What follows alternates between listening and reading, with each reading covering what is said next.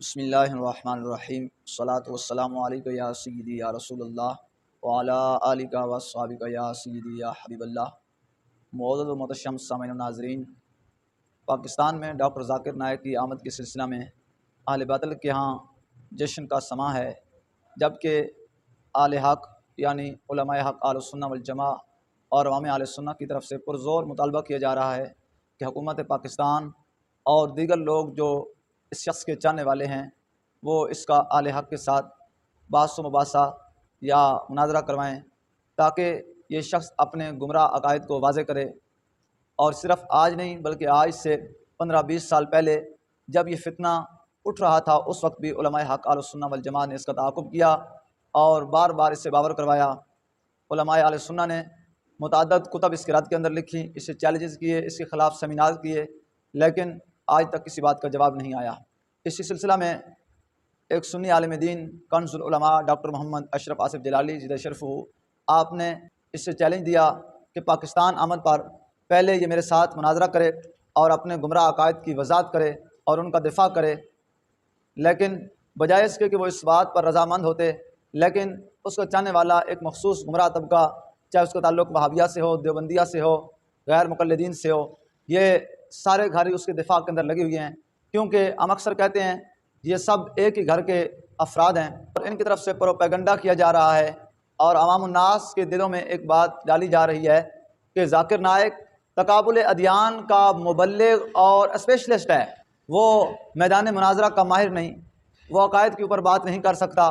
میں ان عقل کے اندوں سے یہ سوال کرنا چاہتا ہوں کہ جو شخص تقابل ادیان کا اسپیشلسٹ ہو اس کے لیے ضروری ہے کہ وہ دین اسلام کا اس سے پہلے اسپیشلسٹ ہو، کیونکہ جب آپ اپنے دین کو دیگر مذاہب باطلہ کے سامنے پیش کریں گے تو وہ آپ کے دین یعنی اسلام کے اوپر اعتراضات قائم کریں گے۔ اگر آپ اسلام کے اوپر اٹھنے والے اعتراضات کے جواب نہیں دے سکتے، آپ اپنے عقائد و نظریات کو واضح نہیں کر سکتے، تو آپ خاک اسلام کا دفاع کریں گے۔ آپ سے خاک یہ امید رکھی جائے کہ آپ اسلام کا روشن چہرہ لوگوں کے سامنے پیش کریں گے، آپ تو اپنے عقائد و نظریات کو واضح نہیں کر سکتے۔ اور دوسری بات کان کھول کر سن لیں کہ ڈاکٹر ذاکر نائک اسلام کا مبلغ نہیں بلکہ یہ عیسائیت کا مبلغ ہے۔ یہ کلپ آپ سماعت کریں۔ ایک بات جو میں تقریر کی اس میں لکھا ہے کہ عیسیٰ علیہ السلام خدا کے، جو اس میں لفظ لکھا ہے بیٹا، میں نے کہا پہلے بیٹا کے معنی خدا کو ماننے والا، بیٹے بہت ہے، آدم علیہ السلام بیٹا بائبل میں لکھا ہے، افریم، اسرائیل، آئزیک، بہت بیٹے، لیکن بیٹا وہ نہیں جنا ہوا بیٹا۔ تو اگر بائبل میں لکھا ہے whoever is led by the spirit of God is son of God، جو بھی اللہ کی بات مانتا ہے اللہ کے بیٹے، آپ خدا کی بات مانتے ہیں تو بائبل کے حساب سے آپ بھی بیٹے، میں اللہ کی بات مانتا ہوں میں بھی بیٹا ہوں۔ ایک پروگرام کے اندر جب اس سے بائبل کے اندر استعمال ہونے والے لفظ کے بارے میں سوال کیا گیا جس کا معنی بیٹا ہے، تو اس شخص نے عیسائیت کا بھرپور دفاع کرتے ہوئے اس نے کہا کہ اس سے مراد یہ ہے کہ جو اللہ تعالیٰ کا فرما بردار ہوتا ہے، اطاعت گزار ہوتا ہے، تو وہ اللہ تعالیٰ کا بیٹا ہوتا ہے۔ اگر آپ اللہ کی اطاعت اور فرما برداری کریں گے آپ سب بھی اللہ کے بیٹے ہیں۔ نعوذ باللہ من ذالک، نقل کفر نباشد، اور میں بھی اللہ کا بیٹا ہوں۔ یعنی یہود و نصارہ کا وہ کفریہ اور شرکیہ عقیدہ کہ وہ اللہ تعالیٰ کے بیٹے ثابت کرتے ہیں، حضرت عیسیٰ علیہ السلام کو اللہ کا بیٹا مانتے ہیں، تو اس نے کہا کہ عیسائیوں کا حضرت عیسیٰ علیہ السلام کو اللہ کا بیٹا ماننا درست ہے کہ وہ اطاعت اور فرما برداری کے معنی میں لیتے ہیں۔ حالانکہ 14 صدیوں کے اندر کسی مفسر نے، کسی محدث نے، کسی شخص نے بھی یہ معنی عیسائیوں کے بارے میں پیش نہیں کیا۔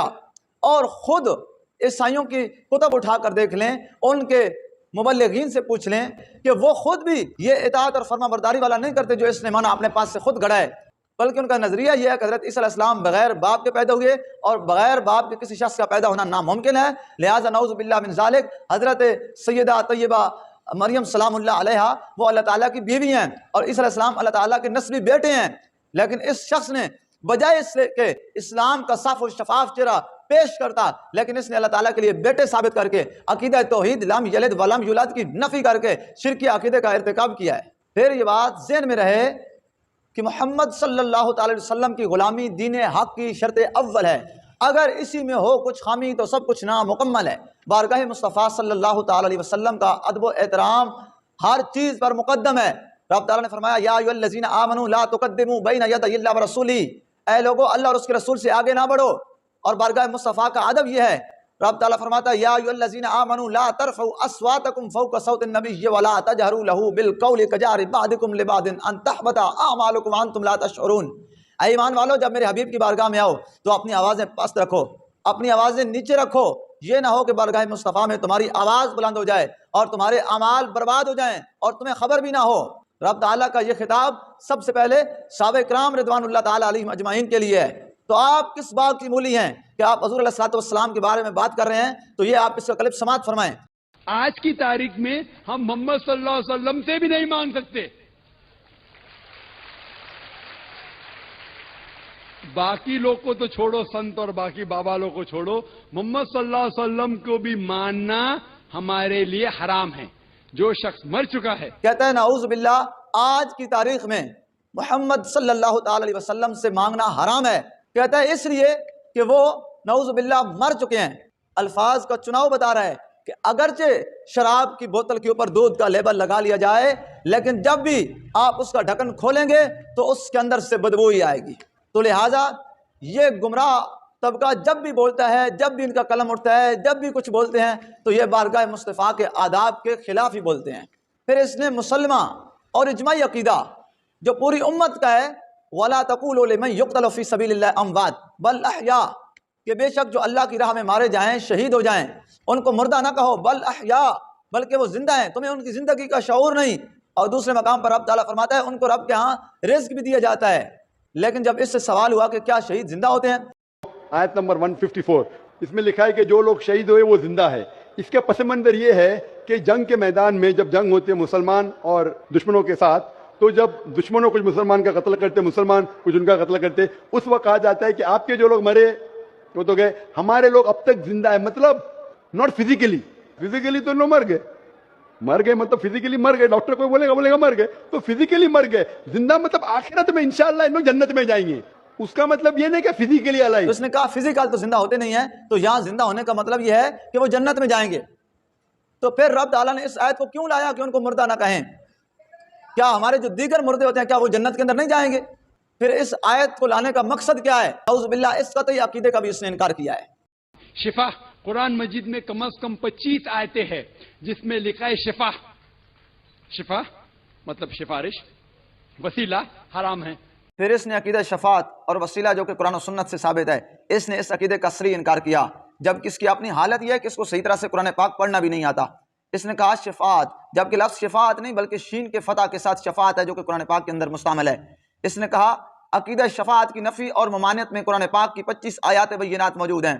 میں پوچھنا چاہتا ہوں اگر اس کے ماننے والوں میں کوئی غیرت مند آدمی موجود ہے جس نے ماں کا دودھ پیا ہے اور اگر اس کے اندر دم خم ہے، اس کا علم جوش مارتا ہے، تو آج میں چیلنج کے ساتھ کہتا ہوں کہ ہمیں قرآن سے وہ 25 آیات دکھائیں جن میں عقیدہ شفاعت کی نفی کی گئی ہو۔ ایک آیت ہمیں قرآن سے دکھائیں کہ جس کے اندر وسیلہ کی نفی کی گئی ہو، بلکہ قرآن پاک کے اندر رب تعالیٰ خود فرماتا ہے یا ایھا الذین آمنوا اتقوا اللہ وابتغوا الیہ الوسیلہ، اے ایمان والو اللہ سے ڈرو اور اللہ کی طرف وسیلہ تلاش کرو۔ رب تعالیٰ فرماتا ہے وَلَوْ أَنَّهُمْ إِذْ ظَلَمُوا أَنفُسَهُمْ جَاءُوكَ فَاسْتَغْفَرُوا اللَّهَ وَاسْتَغْفَرَ لَهُمُ الرَّسُولُ لَوَجَدُوا اللَّهَ تَوَّابًا رَحِيمًا، کہ اے ایمان والو جب اپنی جان پر ظلم کر بیٹھو تو میرے محبوب کی بارگاہ میں آ جاؤ۔ پھر اس آیت کا کیا بنے گا؟ تو اس کے متعدد عقائد و نظریات وہ ہیں جو صریح طور پر قرآن و سنت کے بالکل خلاف ہیں، لہذا یہ گمراہ شخص ہے اور اس کے بیانات کو سننا سخت حرام ہے۔ پھر ان کا دعویٰ یہ ہے کہ اس نے ہزاروں لوگوں کو کلمہ پڑھایا اور مسلمان کیا۔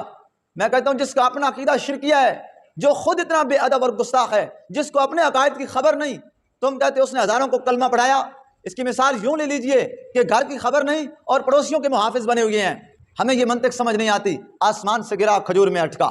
جس کو تم نے کلمہ پڑھایا، کیا تم نے اس کو کلمہ پڑھایا؟ کلمہ پڑھانے کے بعد تم نے اس کو سکھایا وسیلہ حرام ہے۔ قرآن کہتا ہے وسیلہ تلاش کرو، رسول اللہ کی بارگاہ میں سفارش کروانا، رسول اللہ کا وسیلہ پیش کرنا تم نے کہا حرام ہے۔ فی الوقت ہم نے اجمالی طور پر چند چیزیں آپ کے سامنے رکھی ہیں، انشاءاللہ ایک ایک بات پر ہم تفصیلی گفتگو کریں گے۔